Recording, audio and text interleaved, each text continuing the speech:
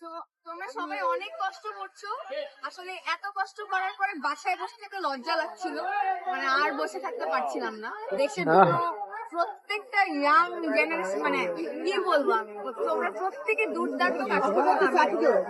কালকে থেকে আমি বাসা থেকে বের হওয়ার থেকে দেখছি।